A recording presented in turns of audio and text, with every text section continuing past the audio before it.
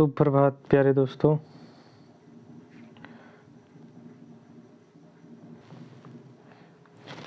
कल की क्लास में हमने 50 क्वेश्चन कर लिए थे और आज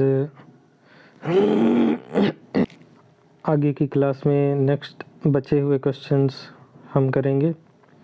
दोस्तों, यदि आपको वीजे स्मार्ट क्लासेस की यह एमसीक्यू क्लासेस यदि पसंद आ रही है तो अपने दोस्तों के साथ शेयर करें, वीडियो को लाइक करें और चैनल को सब्सक्राइब करें।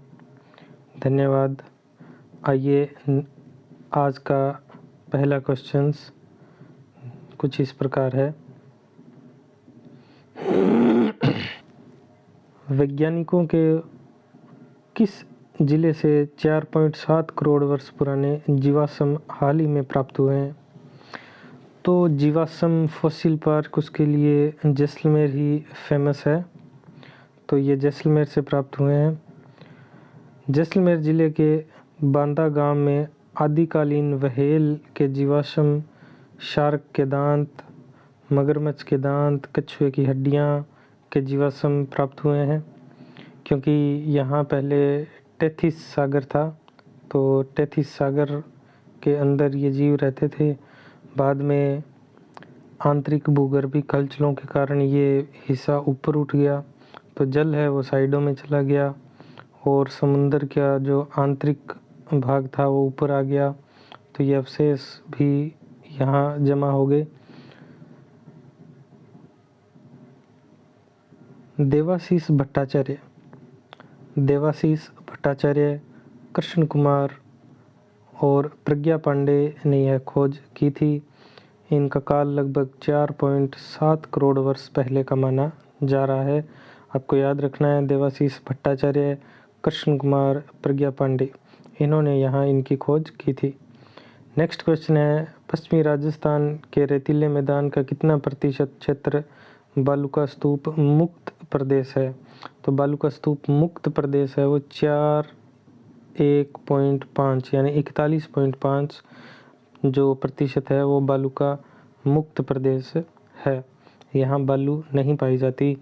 तो आइए देखते हैं, उत्तर पश्चिम मरुस्थलीय प्रदेश का लगभग 2,13,688 वर्ग किलोमीटर क्षेत्रफल है। इसका 61.11% भू क्षेत्र में पश्चिमी रेतीले मैदान का विस्तार है।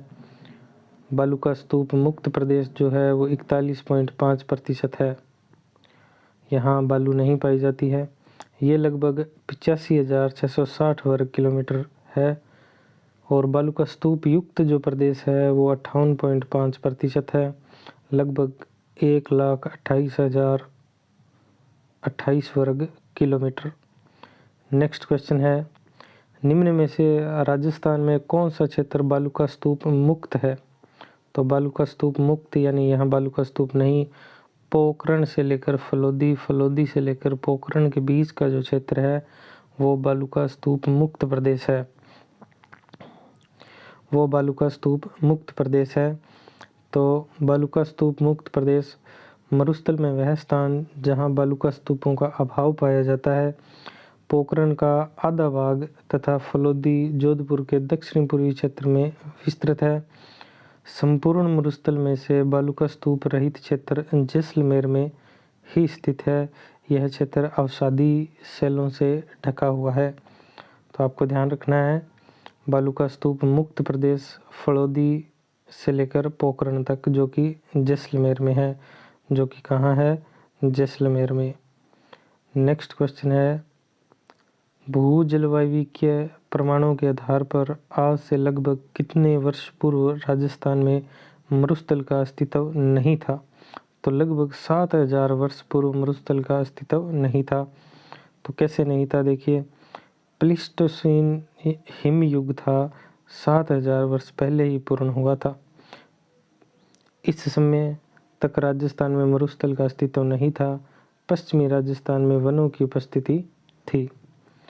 नेक्स्ट क्वेश्चन है, थार मरुस्थल का सर्वाधिक विस्तार कहाँ मिलता है?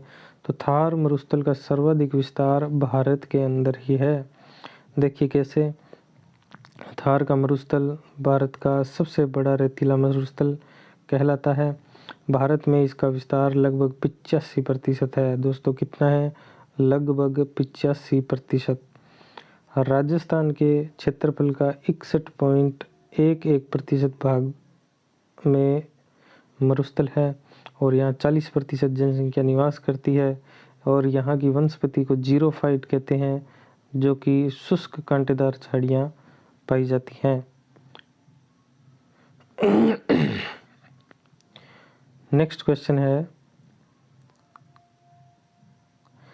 राजस्थान में सर्वाधिक क्षेत्रीय विस्तार वाला भौतिक प्रदेश।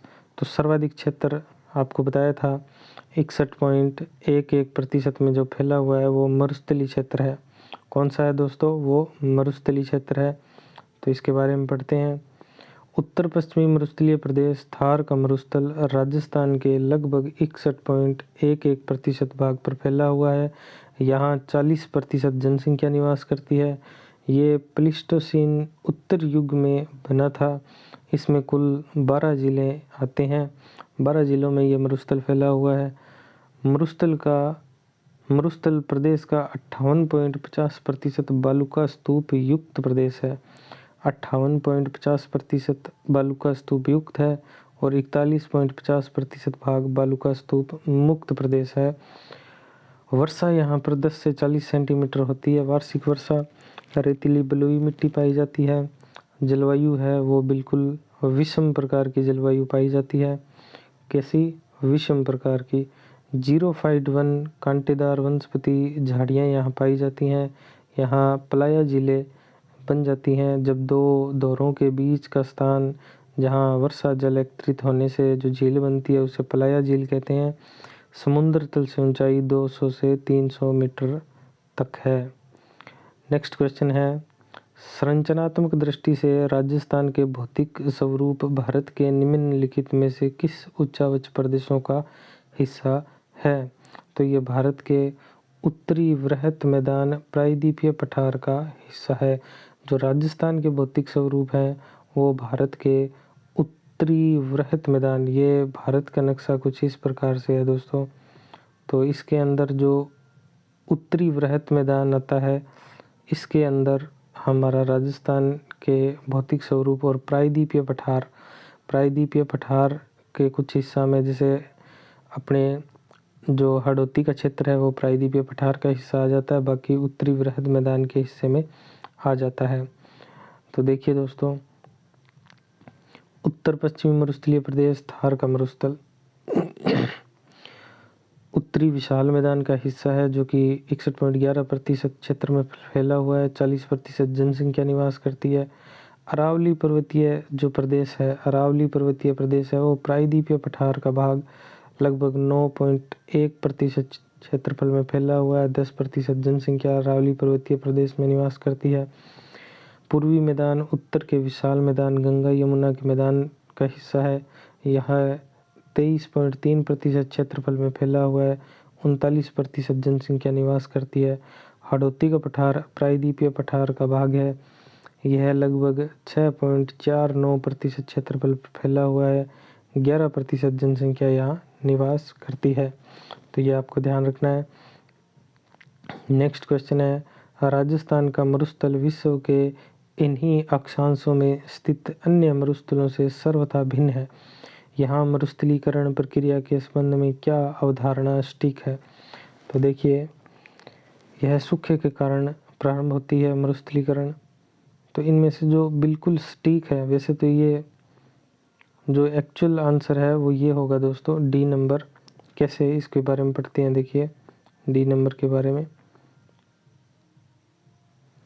यह अतिचारण, अतिहलन, निवर्नीकरण तथा मृदा व जल के अनुचित प्रबंध के कारण प्रारंभ व प्रसारित होती रहती है। देखिए यहाँ पर एक तो पशुओं का अतिचारण होता है, इससे क्या होता है, वनस्पति नष्ट हो जाती है। वनस्पति जब पैदा नहीं होगी तो मरुस्थल का विस्तार होगा, मरुस्थल रुकेगा नहीं। अतिहलन, बहुत ज़्यादा यहाँ पर जो अतिहलन की प्रक्रिया होती है, इससे मिट्टी की खुदाई होती है, तो मिट्टी का जमाव नहीं हो पाता और मिट्टी आगे फैलती है। निवर्गीकरण मृदा व जल के अनुचित प्रबंध के कारण प्रारंभ व प्रसारित होती रहती है, मिट्टी यहाँ से आगे जाती रहती है। तो नेक्स्ट इसके बारे में विस्तार से पढ़ते हैं। देखिए, मरुस्थलीकरण प्रक्रिया के संबंध में अतिचारण, अतिहलन, निवर्णीकरण मृदा जल के अनुचित प्रबंध के कारण प्रसारित होती है। थार का मरुस्थल टेथिस सागर की भाग माना जाता है। विश्व का सबसे अधिक जैव विविधता वाला मरुस्थल है राजस्थान का थार का मरुस्थल। विश्व का सबसे अधिक घनी आबादी वाला मरुस्थल भी थार का मरुस्थल है। 61.11% भाग पर फैला हुआ है। 40% जनसंख्या यहाँ निवास करती है। नेक्स्ट क्वेश्चन है, पश्चिमी मरुस्थलीय क्षेत्र का क्षेत्रफल कितना है? ये भी अच्छा क्वेश्चन है और पूछा गया है। तो ये है 2,13,688 वर्ग किलोमीटर। 2,13,688 वर्ग किलोमीटर। तो नेक्स्ट क्वेश्चन है, बाप बोल्डर। बाप बोल्डर युग से किस युग से संबंधित है? तो बाप बोल्डर है वो कार्बोनिफेरस युग से संबंधित है। बाप बोल्डर कार्बोनिफेरस युग से संबंधित है। तो देखिए इसके बारे में जानते हैं। बाप बोल्डर बैंड पर्मिनियन कार्बोनिफेरस ईरा यानी युग से संबंधित है। बाप बोल्डर जोधपुर में है। कहाँ है दोस्तों? बाप बोल्डर जोधपुर में है। हिमवाहित गलशिम संस्तर तालचीर बोल्डर बेड के समकालीन है। इसके अंदर जो इम्पोर्टेंट बात है वो ये है कि मालानी आग्नेय शैल विंध्यन महासमूह की शैलों से ये निर्मित है। नेक्स्ट क्वेश्चन है, लाठी सीरीज क्या है? ये क्वेश्चन काफ़ी बार पूछा गया है कि लाठी सीरीज क्या है। लाठी सीरीज एक भूमिगत जल पट्टी है या भूमि के अंदर एक बहुत बड़े क्षेत्र के अंदर जल प्राप्त होता है। जल ही जल इसके अंदर है। तो इसके बारे में विस्तार से जानते हैं। देखिए, थार के मरुस्थल यानी जैसलमेर में ये लाठी सीरीज है। जैसलमेर में पाकिस्तान सीमा के किनारे 60 किलोमीटर लंबी है। भूगर्भीय जल का पट्टीनुमा क्षेत्र है। जैसलमेर से पोखरण होते हुए मोहनगढ़ तक इसका विस्तार है। कहाँ से? जैसलमेर से पोखरण होते हुए मोहनगढ़ तक इसका विस्तार है। यहाँ सेवण घास भी मिलती है। चांदन नलकूप को थार का घड़ा भी कहते हैं। यहाँ चांदन नलकूप भी है, एक ऐसा नलकूप जिसके अंदर से निरंतर जल निकलता रहता है, इसीलिए इसे थार का घड़ा भी कहते हैं। नेक्स्ट क्वेश्चन है, मिलान करना है दोस्तों। तो देखिए इनका मिलान करते हैं कैसे। सबसे पहले जो मेवाड़ पर्वतीय प्रदेश है वो गिरवा की पहाड़ियाँ यहाँ इस क्षेत्र में मिलती है। हाड़ौती का पठार, मुकुंदरा की पहाड़ियाँ इस साइड में मिलती हैं। शेखावटी प्रदेश अंतः प्रवाही अपवाह क्षेत्र यहाँ मिलता है। कांतली नदी यहाँ की प्रमुख नदी है शेखावटी प्रदेश की। और गग्गर के मैदान को नाली क्षेत्र कहते हैं। तो इसका इस प्रकार से मिलान होगा। इसके बारे में विस्तार से जानते हैं। देखिए दोस्तों, गग्गर का मैदान गंगानगर हनुमानगढ़ का क्षेत्र गग्गर नदी का पेटा नाली कहलाता है। गग्गर नदी को नट, सोत्तर, सरस्वती भी कहा जाता है। शेखावटी प्रदेश यह अंतःप्रवाही अपवाह तंत्र का भाग है। इसमें सीकर, चूरू, झुंझुनू आते हैं। शेखावटी प्रदेश में हाड़ौती पठार, दक्षिणी पूर्वी पठार, इसमें कोटा, बूंदी, बारां, झालावाड़ आते हैं। मेवाड़ पर्वतीय प्रदेश उदयपुर में गिरवा तथा सिरोही में भाकर कहा जाता है। उदयपुर में गिरवा और सिरोही में भाकर कहा जाता है। नेक्स्ट क्वेश्चन है, राजस्थान के भौतिक प्रदेशों का उत्तर से दक्षिण दिशा में अवस्थिति का सही क्रम क्या है? यानी कि यहाँ उत्तर और यहाँ दक्षिण। तो सबसे पहले आएगा शेखावटी प्रदेश। कौन सा आएगा सबसे पहले? शेखावटी प्रदेश। उसके बाद 2 नंबर पर आएगा विंध्यन श्रेणी। 3 नंबर पर आएगा लूनी बेसिन और सबसे दक्षिण में माही का मैदान। तो ये किस प्रकार से देखिए दोस्तों, शेखावटी प्रदेश जो कि बांगर प्रदेश के नाम से भी जाना जाता है, ये झुंझुनू, सीकर, चूरू व नागौर में विस्तृत है। विंध्यन श्रेणी, विंध्यन खगार क्षेत्र जो बलुआ पत्थर सैंडस्टोन से निर्मित है, ये हाड़ौती के पठार में स्थित है। मुकुंदरा की पहाड़ी कोटा झालावाड़ में इनका विस्तार है। लूनी बेसिन गोडवाड़ प्रदेश जो कि पाली, जालोर, सिरोही, नागौर का दक्षिणी भाग है। माही का मैदान उदयपुर के दक्षिण पूर्व में, बांसवाड़ा, डूंगरपुर, चित्तौड़गढ़ का दक्षिणी भाग व प्रतापगढ़ के क्षेत्र में फैला हुआ है। नेक्स्ट क्वेश्चन है दोस्तों, इनके बारे में हमें मिलान करके बताना है सही क्वेश्चन कौन सा होगा। तो सूची 1 को सूची 2 से मिलान करना है। बरखान, बरखान एक प्रकार से बालू का स्तूप है। बरखान एक प्रकार से क्या है? बालू का स्तूप है। लाठी सीरीज या लाठी श्रृंखला भूगर्भिक जलपट्टी है। और पलाया, पलाया जो है वो शुष्क झीलें हैं। और इंसेलबर्ग, इंसेलबर्ग जो है वो दोस्तों आबू पर्वत खंड का हिस्सा है। तो एक बार फिर से देखते हैं। बरखान जो कि बालू का स्तूप है, लाठी सीरीज जो कि एक भूगर्भिक जलपट्टी है, पलाया जो कि शुष्क झीलें हैं, और इंसेलबर्ग जो कि आबू पर्वत खंड है। तो देखिए दोस्तों, इनके बारे में विस्तार से जानते हैं। बरखान जिसे अर्धचंद्राकार बालू का स्तूप भी कहते हैं, ये चूरू के भालेरी, जैसलमेर, सीकर, सूरतगढ़, लूणकरणसर, करणी माता, ओसिया क्षेत्र में बरखान देखे जा सकते हैं। लाठी श्रृंखला जो कि पोखरण से लेकर मोहनगढ़ तक जैसलमेर में भूगर्भिक जलपट्टी है। इंसेलबर्ग आबू पर्वत खंड को कहते हैं। और पलाया अस्थायी जिले जहां वर्षा का पानी इकट्ठा होने से ये वर्षा जल से निर्मित होती है, और सर्वाधिक ये जैसलमेर में देखने को मिलती हैं पलाया जिले। नेक्स्ट क्वेश्चन है, इनका भी दोस्तों कूट का मिलान करना है। तो देखिए किस प्रकार से। उत्तरी अरावली, उत्तरी अरावली की प्रमुख चोटी जो है वो रघुनाथगढ़ सीकर में है। रघुनाथगढ़ सीकर में सबसे ऊंची चोटी है उत्तरी अरावली की। उसके बाद जो मध्य अरावली की जो चोटी है वह टोडगढ़, रावली टोडगढ़, ये अजमेर में है। उत्तरी मध्य अरावली की सबसे ऊंची चोटी है टोडगढ़, रावली टोडगढ़, अजमेर में। उसके बाद दोस्तों दक्षिणी अरावली की जो चोटी है वो दिलवाड़ा, ये आपको पता ही है। और हाड़ौती प्रदेश की जो चोटी है वो है सत्तूर। सत्तूर किसकी है दोस्तों? हाड़ौती प्रदेश की चोटी है, आपको ध्यान रखना होगा। तो इनके बारे में विस्तार से जान लेते हैं। उत्तरी अरावली भाग की सर्वोच्च चोटी है रघुनाथगढ़ सीकर में, जो कि 1055 मीटर ऊंचाई है।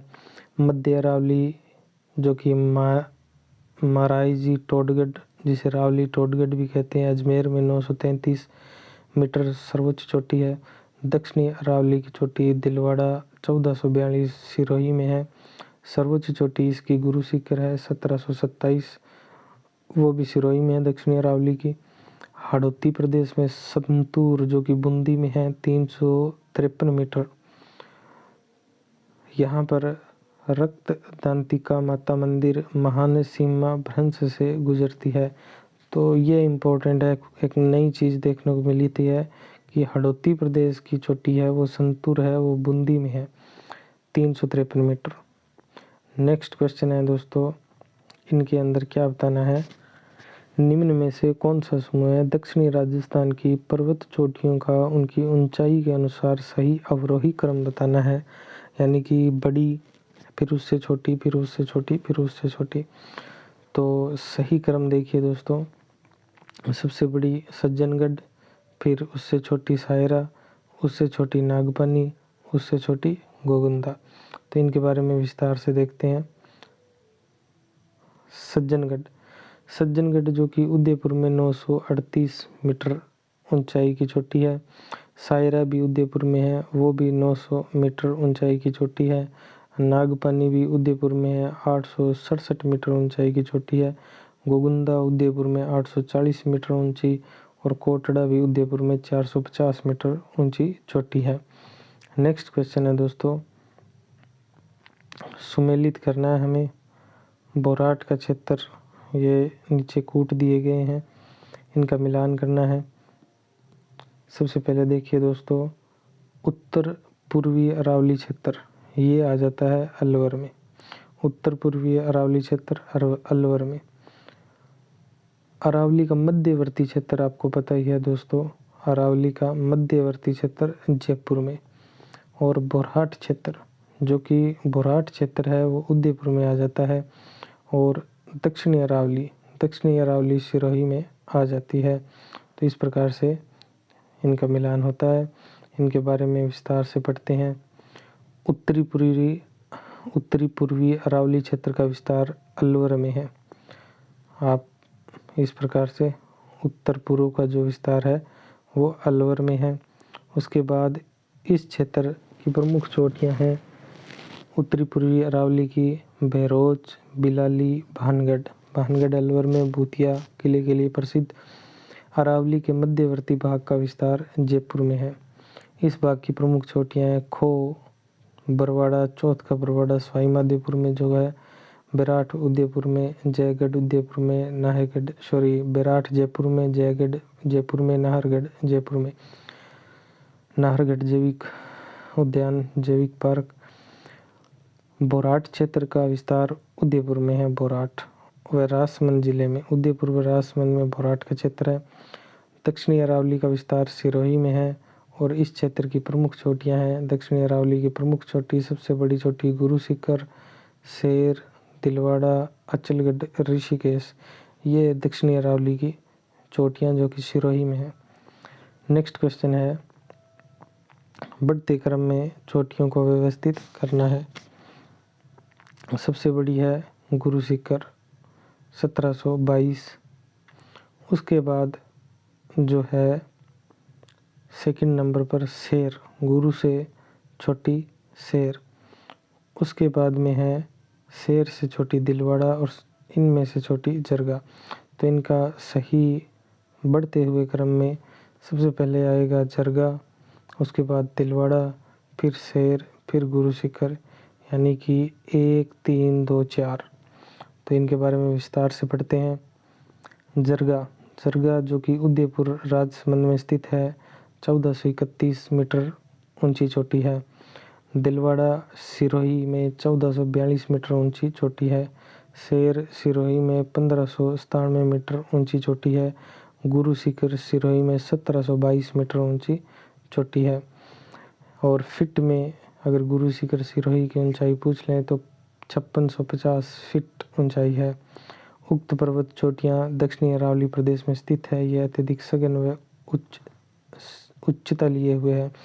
एक दोस्तों मैं बता दूं, जो गुरु शिखर सिरोही है इसकी एक्चुअल ऊंचाई 1722 है, लेकिन इसके ऊपर एक 5 मीटर ऊंचाई का मंदिर बना हुआ है। तो उस मंदिर को जोड़ने के बाद इनकी जो कुल ऊंचाई है वो 1727 मीटर हो जाती है।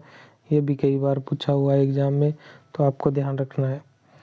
नेक्स्ट क्वेश्चन है, राजस्थान की निम्नलिखित पर्वत चोटियों को ऊंचाई के बढ़ते क्रम में व्यवस्थित करना है। तो अभी आपको बताया था, सबसे इनमें से छोटी तारागढ़, उससे बड़ी कुंभलगढ़, उससे बड़ी अचलगढ़, उससे बड़ी गुरु शिखर। तो ये चोटियों का क्रम और इनकी ऊंचाई एक बार देख लेते हैं। तारागढ़ जो कि अजमेर में है, 873 मीटर मध्य अरावली में स्थित है। ये तारागढ़ अजमेर में। कुंभलगढ़ राजसमंद में 1224 मीटर दक्षिणी अरावली में स्थित है। अचलगढ़ सिरोही में 1380 मीटर दक्षिणी अरावली में स्थित है। गुरु शिखर सिरोही में 1722 मीटर दक्षिणी अरावली में स्थित है। रघुनाथगढ़ 1055 मीटर सीकर में उत्तरी अरावली की सर्वोच्च चोटी है रघुनाथगढ़। और जरगा जो कि 1431 मीटर है, उदयपुर राजसमंद के बीच दक्षिणी अरावली में स्थित राज्य की चौथी सर्वोच्च चोटी है। नेक्स्ट क्वेश्चन है,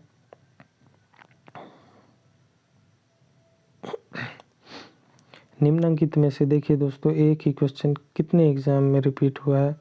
2016 lab assistant, junior engineer 2020, librarian grade second 2020, JN 2022, lab assistant 2022। एक ही क्वेश्चन कितने एग्ज़ाम में रिपीट हुआ है? तो इसीलिए कहता हूँ कि 90% क्वेश्चंस प्रीवियस ईयर एग्ज़ाम से रिपीट होते हैं, जिसकी MCQ सीरीज़ हम लेकर आए हैं। आपको कहीं और जाने की ज़रूरत नहीं है, हमारी क्लासों को बार बार देखते रहिए। और ये क्वेश्चन क्या है देखते हैं। पर्वत चोटियों को उनकी ऊंचाई के अवरोही क्रम में अवस्थित करना है, सबसे बड़ी, फिर उससे छोटी, फिर उससे छोटी। तो शेर से पहले गुरु शिखर सबसे बड़ी, उसके बाद शेर, फिर दिलवाड़ा, फिर जरगा, फिर अचलगढ़। ये सब सिरोही के अंदर है, दक्षिणी राजस्थान की चोटियां हैं। शेर सिरोही में 597 मीटर ऊंची, दिलवाड़ा सिरोही में 1442 मीटर ऊंची, जरगा 1431 मीटर ऊंची सिरोही, रासमंद दक्षिणी अरावली का माप, अचलगढ़ 1380 मीटर सिरोही में दक्षिणी अरावली का भाग है। ये सब दक्षिणी अरावली की चोटियां हैं। क्वेश्चन है दोस्तों, राजस्थान की पर्वत चोटियों के समूह को उनकी ऊंचाई के अनुसार अवरोही क्रम में चयनित कीजिए। तो देखिए दोस्तों, सायरा, उसके बाद डोगा पर्वत, फिर नाग पहाड़, फिर बिलाली। तो इनके बारे में देखते हैं। सायरा जो कि उदयपुर में है, 900 मीटर दक्षिणी अरावली में स्थित है। डोरा पर्वत जालोर में 869 मीटर। आपको ध्यान रखना है डोरा पर्वत कहाँ है, जालोर में। नाग पहाड़ अजमेर में, मध्य अरावली 795 मीटर। बिलाली भी अलवर में है, ये भी बहुत बार पूछी जाती है। बिलाली किस जिले में? अलवर में। 775 मीटर ऊंचाई पर अवस्थित है। नेक्स्ट है, निम्नलिखित में से कौन सा समूह है राजस्थान की पर्वत चोटियों का उनकी ऊंचाई के अनुसार अवरोही क्रम में सही क्रम है? तो सबसे पहली अवरोही क्रम में सही क्रम है टाडगढ़, फिर खो, फिर बिलाली, फिर रोजा भाकर। इनके बारे में देखते हैं। जो कि टाडगढ़ जिसे मायराई जी कहते हैं, 933 मीटर अजमेर में स्थित है, मध्य अरावली की चोटी है, सर्वोच्च चोटी है, मध्य अरावली की सर्वोच्च चोटी है। टोडगढ़ अजमेर में 933 मीटर। उसके बाद खो जयपुर या अलवर में 920 मीटर उत्तरी अरावली में स्थित है। बिलाली भी अलवर में 775 मीटर उत्तरी अरावली में। और रोजा बाकर जालोर में है, 730 मीटर ऊंची यह चोटी है। उसके बाद गुरु सीकर पर्वत चोटी अरावली के किस प्रदेश का भाग है? तो अरावली के बिल्कुल दक्षिणतम हिस्से में, सिरोही जिले के अंदर। देखिए दोस्तों, इसके बारे में पढ़ते हैं। गुरु सीकर पर्वत चोटी दक्षिणी अरावली प्रदेश व आबू खंड का भाग है। यह आबू पर्वत खंड व अरावली की सबसे ऊंची चोटी 1722 मीटर है। उसके बाद देखिए दोस्तों, माउंट एवरेस्ट व नीलगिरी के मध्य सबसे ऊंची चोटी गुरु शिखर है। नीलगिरी की पहाड़ियाँ भारत के बिल्कुल दक्षिणतम हिस्से में है, नीलगिरी की पहाड़ियाँ। और माउंट एवरेस्ट जो एशिया महाद्वीप यानी कि विश्व की सबसे ऊंची चोटी माउंट एवरेस्ट, जो कि भारत के उत्तर में और एशिया महाद्वीप के दक्षिण में, इन दोनों के बीच में जो चोटी है वो सबसे ऊंची चोटी है गुरु शिखर, राजस्थान में 1727 मीटर। नेक्स्ट क्वेश्चन है, इनमें से कौन सी अरावली श्रृंखला की सबसे ऊंची पर्वत चोटी है? अभी मैंने बताया गुरु शिखर 1722 किलोमीटर। इसे संतों का शिखर, जेम्स टोड ने इसे संतों का शिखर कहा है। इसका नामकरण दत्तात्रेय ऋषि के नाम पर हुआ है। और मैंने अभी बताया था आपको, यहाँ दत्तात्रेय ऋषि का 5 मीटर ऊंचा मंदिर होने के कारण गुरु शिखर की ऊंचाई कहीं कहीं 1727 मीटर भी दी गई है। तो आपको ध्यान रखना है, दत्तात्रेय ऋषि का 5 मीटर ऊंचा मंदिर भी है इस चोटी पर, इसलिए इसकी लंबाई कई बार 1727 मीटर भी मान ली जाती है, 22 में 5 जोड़कर। नेक्स्ट क्वेश्चन है, अरावली पर्वत श्रेणी के निम्नलिखित शिखरों में से कौन सा सर्वोच्च शिखर है? इनके अंदर 4 ऑप्शन के अंदर से सबसे बड़ा है कुंभलगढ़। तो देखिए दोस्तों, कुंभलगढ़ राजसमंद में 1224 मीटर है। उसके बाद दूसरी पर्वत चोटियाँ देखते हैं। सज्जनगढ़ उदयपुर 938 दक्षिणी अरावली में, तारागढ़ अजमेर में 873 मीटर मध्य अरावली का भाग है, नाहरगढ़ जयपुर में 599 मीटर उत्तरी अरावली का भाग है। नेक्स्ट क्वेश्चन है, अरावली की सर्वोच्च पर्वत चोटी निम्न में से कौन सी है? इनके अंदर से सर्वोच्च पर्वत चोटी शेर है। इनके बारे में हमने पहले पढ़ लिया है। नेक्स्ट क्वेश्चन है, गुरु शिखर निम्न में से किस पर्वत श्रृंखला का उच्चतम शिखर है? गुरु शिखर अरावली का हिस्सा है। अरावली पर्वत श्रृंखला जो कि विश्व की सबसे प्राचीनतम वलित पर्वत श्रृंखला है और सबसे नवीनतम वलित पर्वत श्रृंखला है हिमालय। तो गुरु शिखर राजस्थान का सबसे ऊंचा पर्वत शिखर, इसकी ऊंचाई 1722 मीटर लगभग 5650 मीटर फुट ये दक्षिणी अरावली का भाग है। गुरु शिखर की ऊंचाई 1727। संतों का शिखर इसे कर्नल जेम्स टोड ने कहा है। दत्तात्रेय ऋषि का इसके ऊपर एक मंदिर भी है।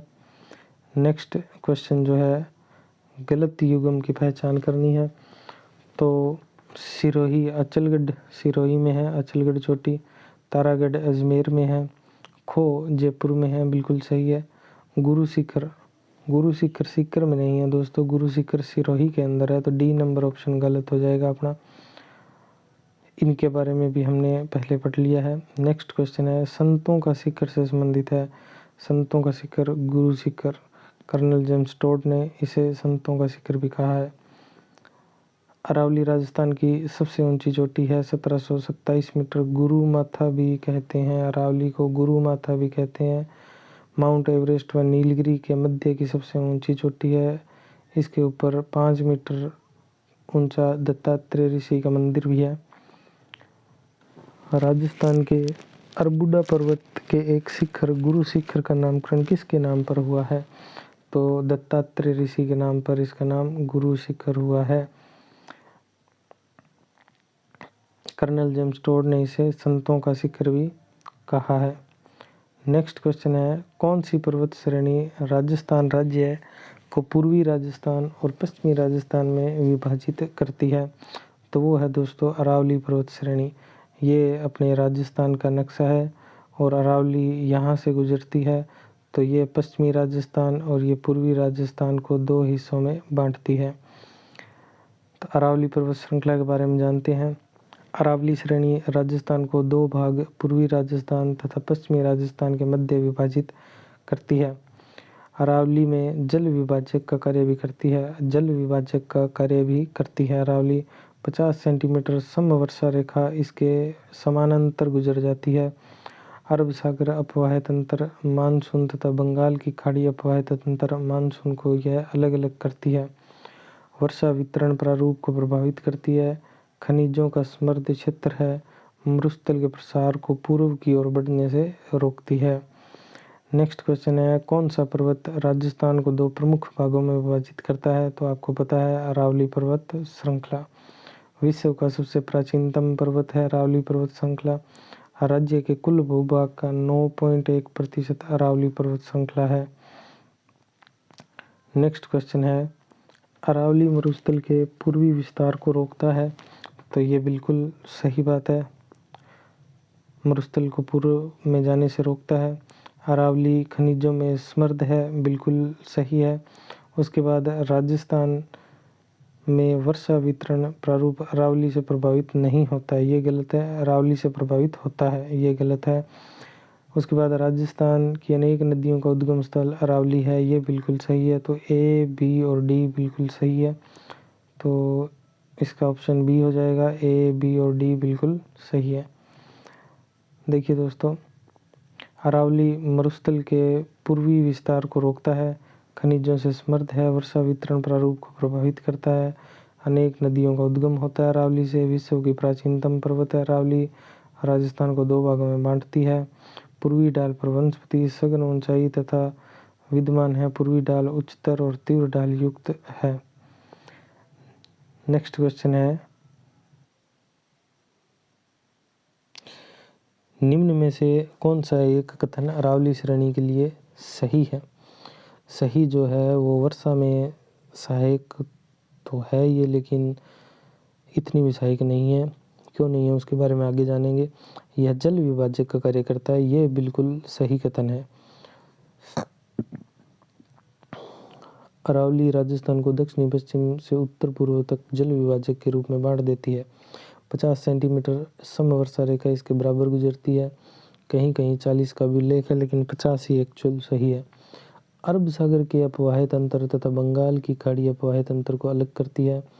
अरावली वर्षा वितरण के प्रारूप को प्रभावित करती है। खनिजों से समृद्ध है। मरुस्थल के प्रसार को पूर्व की ओर जाने से रोकती है। विश्व की प्राचीनतम वलित पर्वतमाला निम्न में से कौन सी है? तो वो है अरावली पर्वतमाला राजस्थान की। इसका उद्भव प्री कैम्ब्रियन युग से हुआ है। चट्टानें अरावली सुपर ग्रुप यानी कि अरावली सुपर ग्रुप की चट्टानें हैं। Gneiss schist granite.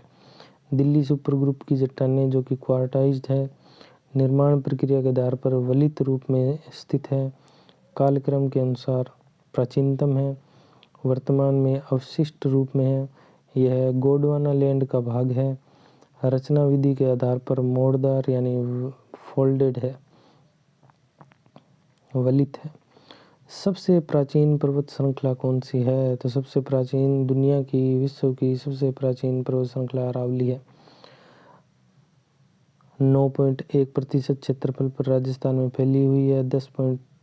10% जनसंख्या निवास करती है। मिट्टी काली भूरी अथवा पथरीली है। जलवायु, ये अरावली की जलवायु उप आर्द्र जलवायु है। प्रमुख जल विभाजक का काम करती है। नेक्स्ट क्वेश्चन है दोस्तों, राजस्थान का कौन सा भौगोलिक अंचल प्राचीनतम है? तो अरावली पर्वत श्रृंखला। अभी इसके बारे में हम पढ़ के आए हैं। श्रेणी राजस्थान के लिए मुख्य जल विभाजक का काम करती है, वो है अरावली राजस्थान के लिए। 50 सेंटीमीटर वर्षा रेखा इसके बराबर गुजरती है। उसके बाद नेक्स्ट क्वेश्चन है, राजस्थान राज्य का जल विभाजक कौन सा है? तो वो है अरावली पर्वत श्रृंखला। नेक्स्ट क्वेश्चन है, अरावली की निम्नलिखित में से कौन सी चोटी की ऊंचाई 820 मीटर है? ये है हर्षनाथ। हर्ष की पहाड़ियाँ सीकर जिले में अवस्थित हैं। इसके बारे में विशेष क्या है, आइए जानते हैं। हर्ष की पहाड़ियाँ 820 मीटर ऊंची हैं। सीकर जिले में हर्ष की पहाड़ियाँ स्थित हैं। उत्तरी अरावली क्षेत्र में स्थित हैं। हर्षद माता का मंदिर अबानेरी दौसा में, ये हर्षत माता का मंदिर है। हर्षत माता का मंदिर अभी एग्जाम में पूछा गया था, वनपाल या वन रक्षक के एग्जाम में। हर्षत माता का मंदिर दौसा में है, लेकिन हर्षद माता का मंदिर हर्षनाथ की पहाड़ियाँ अलवर जिले में स्थित हैं, लेकिन हर्षनाथ की पहाड़ियाँ सीकर में भी हैं और अलवर में भी है। बाबई 780 मीटर झुंझुनू जयपुर। खो 920 मीटर जयपुर अलवर। रघुनाथगढ़ सीकर 1055 मीटर उत्तरी अरावली की सबसे ऊंची चोटी है। निम्नलिखित में से कौन सा पर्वत चोटी उत्तरी अरावली में अवस्थित नहीं है? तो वो है सज्जनगढ़। बाकी बिलाली, रघुनाथगढ़, बरवाड़ा, चौथ का बरवाड़ा, सवाई माधोपुर, ये सब उत्तरी अरावली में स्थित हैं। तो इसके बाद नेक्स्ट क्वेश्चन है, राजस्थान के निम्न जिलों में से कौन से एक जिले में अरावली पहाड़ी का विस्तार नहीं है? ये हमें बताना है। तो अरावली पहाड़ी का विस्तार जालोर में नहीं है, सीकर में है, झुंझुनू में है, अलवर में है। तो देखते हैं अरावली का 13 जिलों में विस्तार कौन कौन से जिलों में है।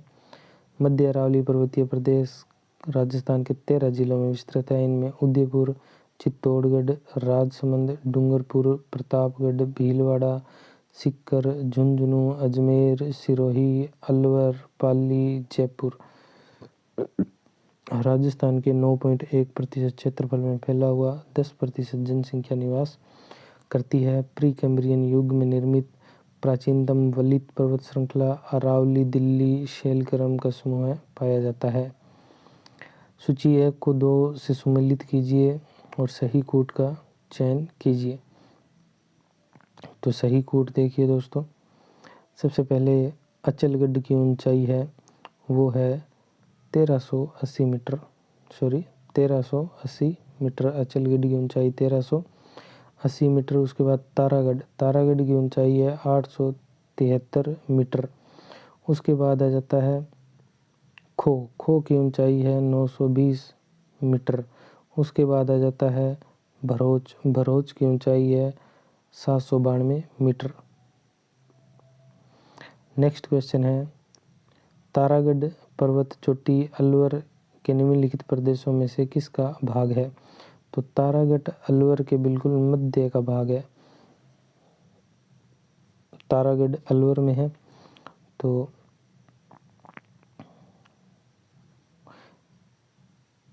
अरावली को 3 भागों में बांटा जाता है, उत्तरी अरावली, मध्य अरावली और दक्षिणी अरावली। उत्तरी अरावली का विस्तार जयपुर, अलवर, सीकर, झुंझुनू में है। मध्य अरावली का विस्तार सिर्फ अजमेर में है और दक्षिणी अरावली का विस्तार सिरोही, उदयपुर, चित्तौड़गढ़, राजसमंद इन जिलों में है। नेक्स्ट क्वेश्चन है दोस्तों, कौन सा भौतिक प्रदेश राजस्थान की जीवन रेखा कहलाता है? तो अरावली की पहाड़ियाँ हैं, क्योंकि ये बंगाल की खाड़ी के मानसून को रोककर पूर्वी राजस्थान में वर्षा करवाती है। देखिए दोस्तों, राजस्थान की जीवन रेखा यानी life line of Rajasthan Aravalli की पहाड़ियाँ कहलाती है। राज्य के संपूर्ण भूभाग का 9% क्षेत्रफल में फैली हुई है। 10% जनसंख्या निवास करती है। वर्षा 50 से 90 सेंटीमीटर वर्षा प्राप्त करती है। राज्य में जल विभाजक रेखा का कार्य भी करती है। समुद्र तल से औसत ऊंचाई 930 मीटर है। ये भी क्वेश्चन कई बार पूछा गया है। समुद्र तल से औसत ऊंचाई 930 मीटर है। मक्का की खेती मुख्य रूप से की जाती है और क्वार्टाइज चट्टानों से ये बनी है। नेक्स्ट क्वेश्चन है, अरावली पर्वत की सबसे अधिक ऊंचाई किस जिले में है? तो ये आपको पता है सिरोही में गुरु शिखर सबसे ऊंची चोटी है, इसलिए सबसे ऊंचाई भी वहीं होगी। तो देखिए, गुरु शिखर सिरोही में 1722 मीटर सर्वोच्च शिखर है, सर्वोच्च ऊंची चोटी है। शेर सिरोही में 1597 मीटर, दिलवाड़ा सिरोही में 1442 मीटर, जरगा उदयपुर में 1431 मीटर। अजमेर मध्य अरावली का भाग है, जिसकी सर्वोच्च चोटी महाराज टोडगढ़ अरावली 933 मीटर। उत्तरी अरावली का उत्तरी भाग भरोच 792 मीटर और उत्तरी अरावली की सर्वोच्च ऊंची चोटी रघुनाथगढ़ सीकर में 1055 मीटर है। नेक्स्ट क्वेश्चन है, राजस्थान के अरावली प्रदेश में राज्य के कुल कितने जिले सम्मिलित किए गए हैं? तो अरावली प्रदेश में 13 जिले सम्मिलित किए गए हैं। कितने जिले? ये 12 नहीं है, 13 जिले। कौन कौन से हैं? देखिए दोस्तों, अरावली प्रदेश राजस्थान के लगभग 13 जिले उदयपुर, राजसमंद, सिरोही, डूंगरपुर, भीलवाड़ा, सीकर, पाली, चित्तौड़गढ़, अलवर, अजमेर, झुंझुनू, जयपुर, प्रतापगढ़ में फैली हुई है। इसकी कुल लंबाई है वो 692 किलोमीटर है। ये क्वेश्चन भी रीट में पूछा गया था एक बार कि अरावली की कुल लंबाई 692 और राजस्थान में इसकी लंबाई 550 किलोमीटर है। शेर चोटी की ऊंचाई, नेक्स्ट क्वेश्चन है, शेर चोटी की ऊंचाई 1597 मीटर है। उसके बाद नेक्स्ट क्वेश्चन है, राजस्थान में द्वितीय सर्वोच्च चोटी गुरु से, तो गुरु शिखर के बाद से, उसके बाद जरगा, देलवाड़ा, उसके बाद अचलगढ़। तो इस प्रकार से हैं। तो आज की क्लास यहीं पर समाप्त करते हैं दोस्तों। वीडियो यदि आपको अच्छा लगा हो तो शेयर करें अपने दोस्तों के साथ, चैनल को सब्सक्राइब करें और वीडियो को लाइक भी करें। धन्यवाद दोस्तों, कल मिलते हैं।